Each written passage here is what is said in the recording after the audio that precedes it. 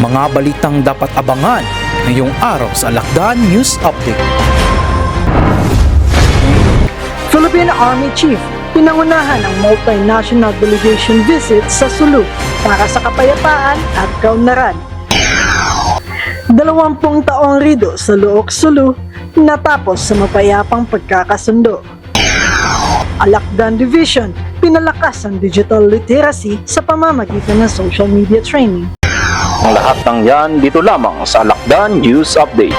Sa layuning pagtibayin ng ugnayan ng Pilipinas sa mga dayuhang kaalyado at palakasin ang kampanya para sa kapayapaan at kaunlaran sa Mindanao, pinangunahan ni Philippine Army Commanding General Lieutenant General Roy M. Galido ang isang makasaysayang multinational delegation visit sa lalawigan ng Sulu. Narito ang report mula kay PFC Bizares. Isang mahalagang hakbang para sa diplomasya at kapayapaan ang sinagawa ni Lieutenant General Roy M. Galido, Commanding General ng Philippine Army sa kanyang pangunguna sa isang multinational delegation na bumisita sa Sulu noong ika-24 ng Hunyo taong kasalukuyan. Kasama sa delegasyon ang mga ambasador mula sa Brunei, India, Malaysia, Vietnam, gayon din ang mga Foreign Armed Forces Attaché mula sa Vietnam, Brunei, India, Malaysia, Taiwan at Turkey. Layunin ang pagbisita ang pagtibayin ang kooperasyon para sa seguridad, kaunlaran at kapayapaan sa rehiyon ng Mindanao. Mainit silang sinalubong sa Jolo Airport ni Sulu Governor Abdussakur M. Tan, Major General Leonardo I. Peña ng 11th Infantry Alakdan Division at Police Colonel Jeff Oy ng Sulu PNP. Kasunod nito, nagtungo ang delegasyon sa ilang proyekto sa Kapitolyo ng Lalawigan, kabilang ang bagong gusali sa Sangguniang Panlalawigan, Provincial Sports Complex, dormitoryo at ang makasaysayang Darul Jambangan sa Maimbong. Sa pagtapos ng pagbisita, kinilala ni Lieutenant General Galido si Miss Jainab Abdul Majid ng Gawad Kalinga Sulu sa pamamagitan ng paggawad ng Philippine Army Stakeholders Award bilang pagkilala sa kanyang kontribusyon sa kapayapaan at pag-unlad ng komunidad. Sa kanyang mensahe para sa tropa ng Alakdan Division, hindi nakasalalay sa officers yung standard, yung maintenance nito. Nakasalalay, ang trabaho ng officer is to plan what the unit should be doing to accomplish its mission, and to evaluate the performance. Yan dapat ang ginagawa.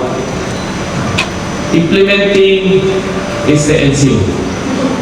Pinuri ni Lieutenant General Galido ang katapangan, disiplina at sakripisyo ng mga sundalo sa pagpapanatili ng katahimikan ng probinsya. Isang pagpapakita ng matibay na ugnayan sa pagitan ng sandatahang lakas, lokal na pamahalaan at mga dayuhang kaalyado. Ang pagbisita ay patunay na kolektibong hangarin tungo sa kapayapaan, kaunlaran at pakikiisa sa Mindanao. Mula sa 11th Infantry Alakdan Division, ako ang inyong Alakdan Trooper PFC Bizares para sa Alakdan News Update. Isang makasaysayang pagkakasundo ang naganap sa bayan ng Luok Sulu matapos ang halos 20 taong alitan ng dalawang pamilya. Pinangunahan ng lokal na pamahalaan ang matagumpay na pagkakasundo ng pamilyang Jumala at Idno upang matundukan ang matagal ng sigalot. Narito ang ulat mula kay PFC Bizares.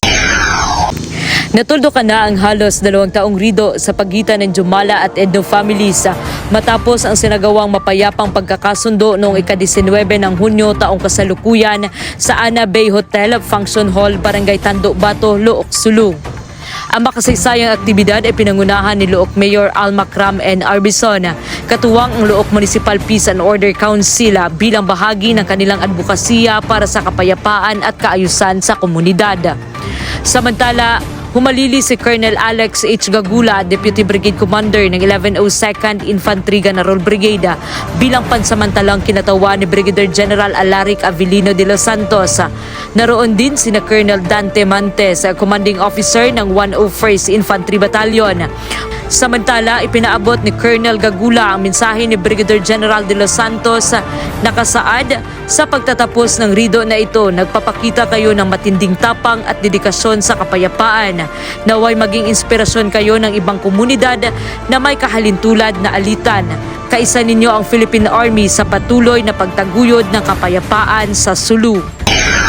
Bilang tugon sa pangangailangan na makasabay sa digital na panahon, nagsagawa ang 11th Infantry Alakdan Division ng 3 araw na social media training sa Hulu-Sulu upang mapalakas ang kaalaman ng mga sundalo at partner agencies sa makabagong pamamaraan ng komunikasyon. Narito ang ulat mula kay PFC Bisares.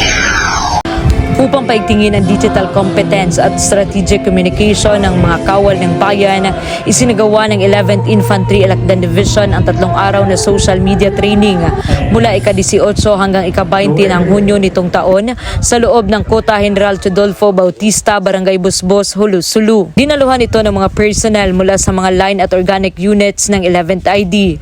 Gayon din ang mga kinatawan mula sa partner agencies, kabilang na ang Police Provincial Office Sulu, Bureau of Fire Protection or BFP at Philippine Coast Guard or PCG. Nagsilbing subject matter experts ang mga personnel mula sa Civil Relation Group ng AFP at PNP. Kasama rin ang mga United States Marine Special Operations Company or MARSOC na siyang tumalakay sa pagpapahalaga ng paksa gaya ng target audience analysis, counter-propaganda at pamamahala ng misinformation at disinformation. Itinuro rin sa mga kalahok ang paggawa ng social media content, pagkuha ng litrato, pag-edit ng video at tamang paggamit ng social media alinsunod sa patakaran ng AFP at PNP. Sa huling araw, isinagawa ang hands-on exercises kung saan ipinamalas ng mga kalahok ang kanilang mga natutunan.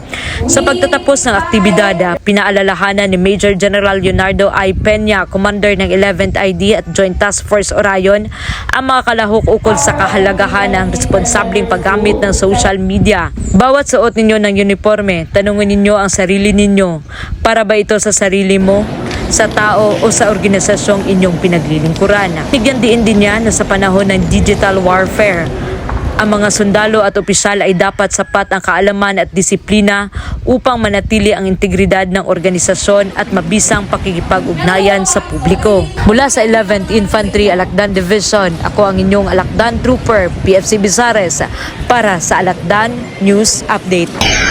At yan ang mga balita at kaganapan sa linggong ito. Ako si PFC Uyaw para sa Alakdan News Update. Magandang araw, magsukul! Para sa karagdagang balita, maaari niyo po kaming sundan sa aming official Facebook page. Sundan niyo din kami sa aming YouTube channel.